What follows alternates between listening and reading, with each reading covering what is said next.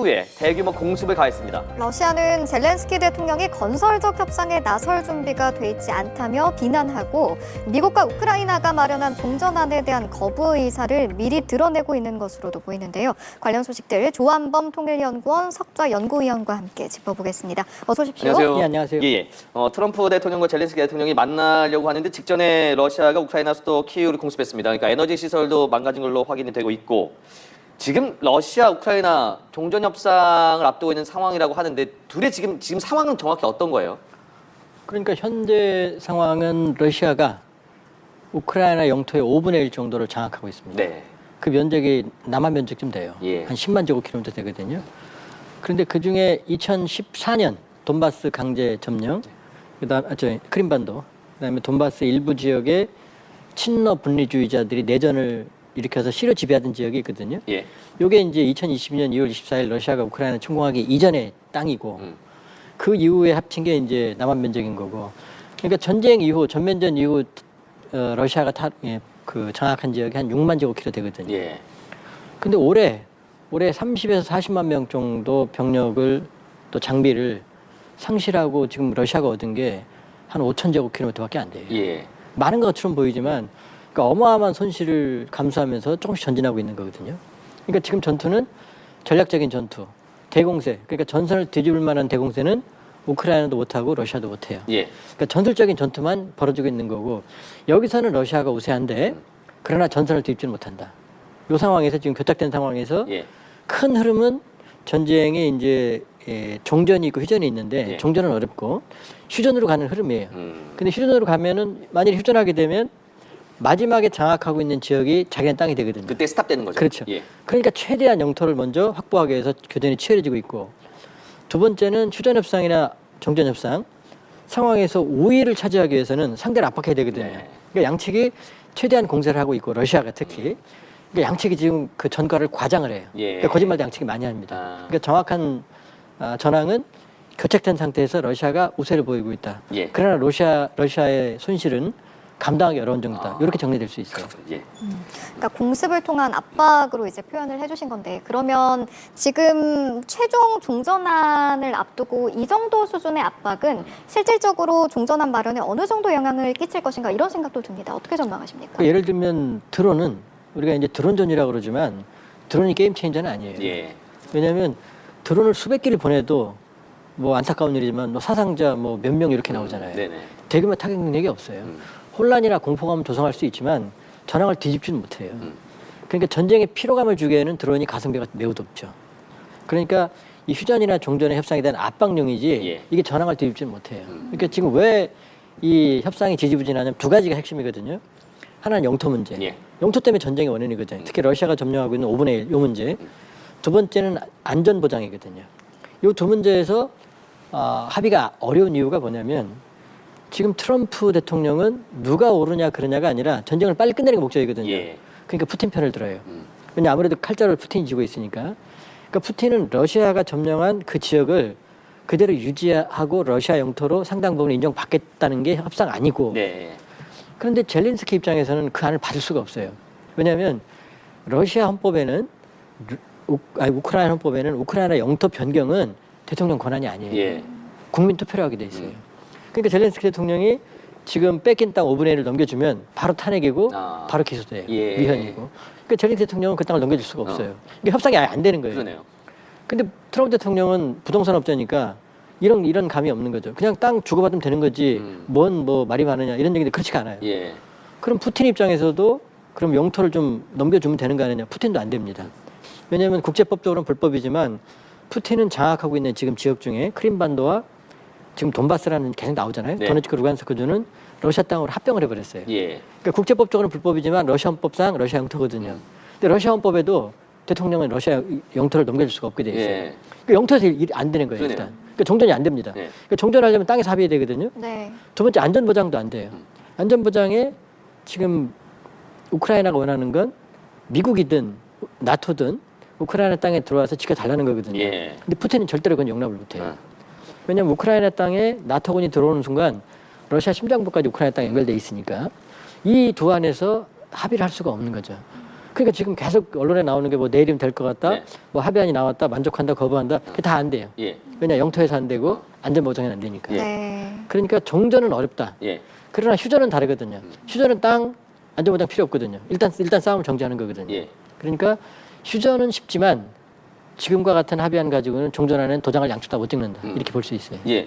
그러면 젤렌스키 대통령은 레드라인은 있지만 타협은 가능하다 이렇게 말을 하고 있는데 그러면 지금 이 종전안 협상에서 가장 중요한 건 뭐예요? 미국의 역할인 거예요? 아니면 어떤 겁니까? 하나도 안 중요합니다. 영토입니다. 영토. 아, 영토. 그러니까 근데 영토가 그 뭐 해결될 수 있는 안 되는 부분이 거죠. 아니잖아요. 그러니까 제렌스키가 말하는 게 레드라인이 영토예요. 예. 그러니까 영토를 제외하고 나머지는 합의를 주다는 얘기인데 푸틴 입장에서는 영토를 인정받지 못하면 전쟁한 이유가 없잖아요. 네. 그러니까 그 얘기입니다. 그러니까 나머지 안은 아무리 줄여봐야 예. 핵심에 해당하는 영토 문제, 이 문제 합의가 어렵고 두 문제 좀 더 나가면은 안전보장에서 또 문제가 또 걸리거든요. 예.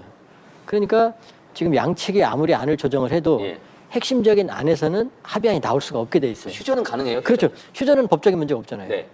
그러니까 예를 들면 조금 뭐 재밌는 표현을 하면 그런 상황은 아니지만 예를 들어서 부부가 별거하거나 각방 쓰는 건 아무런 문제가 없잖아요. 그냥 말 한마디로 할 수 있잖아요. 예.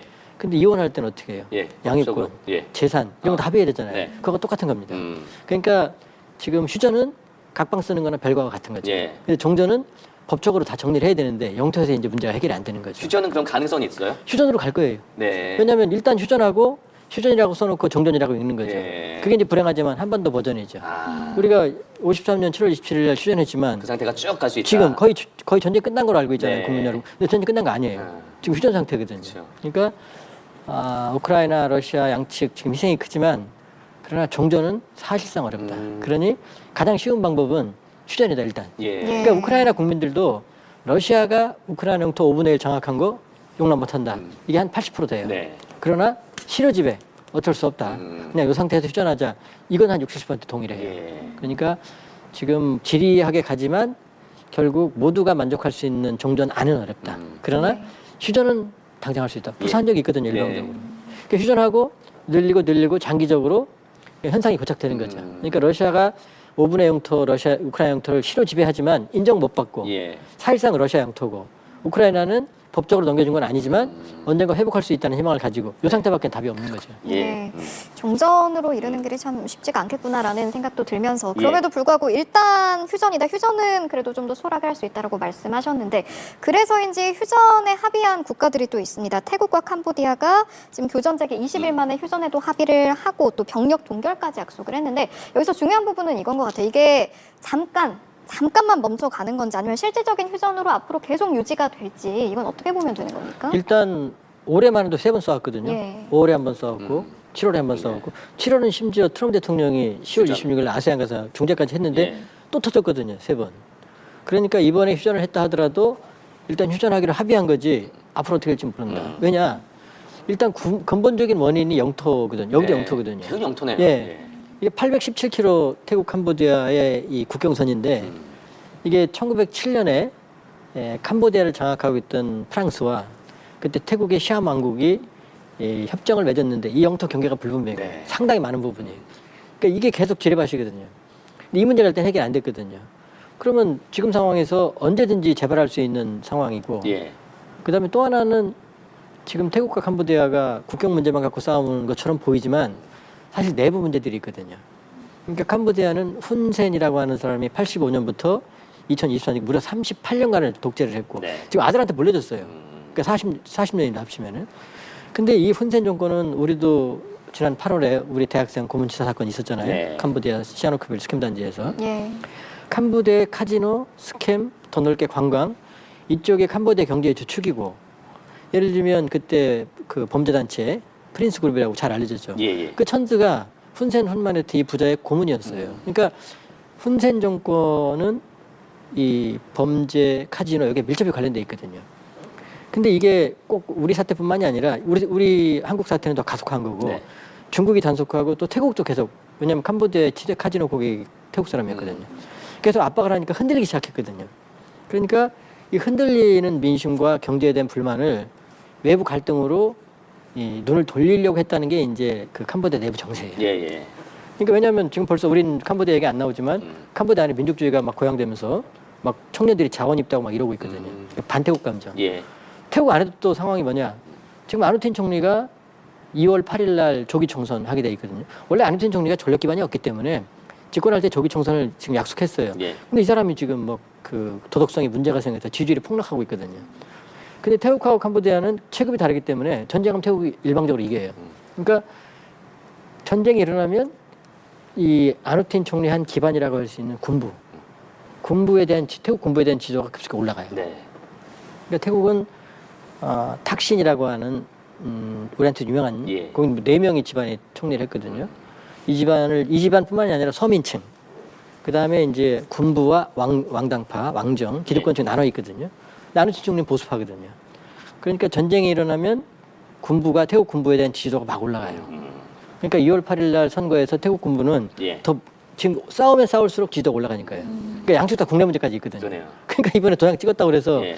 이게 지금 국경 문제 해결이 안 됐고 네. 양쪽 다 국내 정치 문제가 있고 예. 그러니까 이거 오래 갈지는 모르는 거죠. 아, 박사님 말씀 듣고 있으면 그 먼 나라 이웃 나라 말씀해 주신 것처럼 재밌습니다. 근데 이제 이 싸움에서 그 태국, 예. 캄보디아인데 이게 또 주변으로 번져요. 네. 하나가 중국이거든요. 예. 왜냐면은 지금 지금 캄보디아에 있는 카지노, 뭐 스캠 범죄 예. 본상 이런 것들이 다 그 국경 지역에 있거든요. 예. 근데 이 국경 지역의 상당 부분이 중국 자본이 투자된 스페셜 이코노믹 존, 자유경제 무역지대거든요. 그럼 중국이 거기 개입하는 거예요? 개입해 있죠 이미. 예. 근데 여기가 타격을 받으면 중국이 1대1로 타격을 받는 거고. 아, 그다음에 또 하나는 태국하고 캄보디아는 중국의 1대1로 양쪽 다 중요하거든요. 네. 근데 양쪽이 싸우면 중국의 영향력이 떨어지고. 그러니까 여기저기 예를 들면 태국이 사용하고 있는 VT-4라는 탱크가 중국제거든요. 예. 근데 그 포신이 폭발해서 중국 국방 방위산업이 망신살이 뻗쳤고. 또 캄보디아가 사용하는 다연장 로켓도 중국제거든요. 이것도 폭발했어요. 예. 그러니까 중국은 경제적으로, 외교적으로, 안보적으로 이 양측이 싸우면 싸울수록 코피가 터지는 거죠. 아, 근데 여기 또 인도까지 껴들어갑니다. 예. 왜냐하면 캄보디아는 불교 국가거든요. 네네. 근데 캄보디아 전성기를 크메르라고 그랬잖아요. 예. 앙코르와트라고 그 그쵸. 세계 그 칠대 뭐 8대 불가사의라고 할 정도. 그게 원래 그 힌두교 사원이에요. 예. 네. 그러니까 불교 국가인 캄보디아지만 이 힌두교에 대한 전통은 남아 있거든요. 그러니까 그 국경 지역에 태국은 자기 땅이라고 그러고 캄보디아는 자기 땅이라고 하는 캄보디아가 시려 지배하는 지역에 힌두교 신상 비신유상을 세워놨는데 예, 동상이요. 그렇죠. 예. 근데 태국군이 가서 그걸 부셔버렸거든요. 예, 그 포크레인으로 밀어버렸대요. 그러니까 아니 예를 들면 기독교나 불교의 그런 그 신앙의 상을 누가 부셨다고 그러면 예. 기독교 불교인들이 용서하겠어요? 그러니까 인도가 지금 분노하고 있죠. 네. 그러니까 이게 일파만파로 주변국으로 번지고 있는 네. 상황이죠. 그러니까 주변국 말씀하시니까 음. 중국이 또 보니까 외교군사 고위급 회담에서 국경 분쟁 이제 후속 조치를 논의를 하는데 여기에 또 함께하게 되더라고요. 그래서 왜 함께하게 되는지는 이제 말씀하시는 걸 들으니 충분히 이해가 됐는데 그러면 실제로 여기에서 함께 이야기를 하면서 좀 어떤 역할을 중점적으로 하게 될까? 이것도 좀 궁금합니다. 그러니까 원래 10월 26일 날은 트럼프 대통령이 아세안에 가서 예. 태국 캄보디아 중재를 시켰잖아요. 예. 근데 지금 트럼프 대통령 쏙 빠졌죠. 왜냐면 말을 안 듣거든요. 왜냐면 어디든 국내 정치가 개입되면 국제 정치는 의미가 없어요. 예. 그러니까 국내 정치가 평안할 때는 국제 정치 신경을 쓰는데 우리 12.3 계엄 사태 이후로 한 6개월 동안 뭐 국제 정치 힘을 못 쓰잖아요. 네. 신경도 안 쓰잖아요. 예, 예. 뭐 트럼프 대통령 집권에도 마찬가지거든요. 예. 그러니까 트럼프 대통령 말 안 듣거든요. 근데 중국은 사태가 커지면 커질수록 1대1로 자체해. 왜냐하면 캄보디아 뒤를 중국이 봐주고 있다. 그 다음에 뭐 태국 모째 무기가 터진다. 그러니까 어느 방향으로 가든 중국이 피해를 보거든요. 예. 네네. 그러니까 중국이 개입을 하는데 중국 영향력이 있을 리가 없죠. 왜냐하면 캄보디아 같은 경우는 지금 훈센 정권에서 아들로 넘겨졌는데 아들이 좀 아버지에 비해서 카리스마가 취약하거든요. 예. 그 지금 캄보디아도 젠지 세대가 있을 거 아니에요. 젠지. 경제가 예. 치명적인 타격을 받고 있거든요. 이게 불안하거든요. 그러니까 이걸 지금 외부 시선을 돌리려고 지금 갈등을 일으킨 거고. 네. 또 아누틴 총리 내년 6월 8일 날 지금 이 보수당, 그러니까 왕당파, 그다음에 기득권 세력, 군부 이쪽에 승리하기 위해서 이 키를 활용하고 있거든요. 예. 근데 여기서 중국이 어설프게 개입한다고 해서 말을 레버리지가 없죠. 음. 양측을 압박할 수 있는 수단이 없죠. 그러니까 제일 지금 주변국 중에서 캄보디아, 태국 외에 중국이 지금 속이 타는데 실질적으로 양측을 압박할 수 있는 수단은 애매하다 이렇게 볼 수 있죠. 아, 이번엔 북한으로 가볼까요? 그 김정은 위원장이 우리나라 재연절과 같은 헌법절 행사에 나선 그 기사가 올라왔더라고요. 근데 보니까 뭐 첫째도 둘째도 인민이다. 애민 정신을 굉장히 강조한 것 같고 17세 이하 여자 월드컵에서 북한이 우승해서 그 우승팀을 불러서 또 뭐 칭찬해줬다 이렇게 말하는데 기사에서는 굉장히 애민 정신을 강조한 듯한 그 보도였거든요. 어떤 의도가 있는 겁니까? 왜냐하면 이제 올해가 5개년 계획, 예. 2021년 8차 당대에 시작한 5개년 계획. 당대하고 나서 5년 동안 계획을 하는데 마무리거든요. 네. 근데 지금 뭐 수치는 한 3.6% 성장했지만 막 집 짓고 막 보여주기 시적삭기지 실제 경제는 좀 멍들어 있거든요. 예. 왜냐하면 그러니까 1달러당 북한 원화가 지난해 초에 한 8, 9천 원 했는데 지금 4만 원 하거든요. 아, 그래요? 우리는 지금 6천 원이라는 얘기입니다. 네. 거기서 쌀값도 한 3배, 4배 올랐거든요. 그러니까 아무리 지금 5년 마무리하고 잘했다, 뭐 지방공업 공장, 뭐 병원 만들고 했다 하지만 일반 주민들이 체감할 수 있는 체감이 없거든요. 예. 이거 지금 매일 나오잖아요, 사실. 왜냐, 지금 자기가 잘했다, 네. 뭐 공장 졌다, 병원 졌다, 뭐 지금 애민 지도자 모습을 보이는 거죠.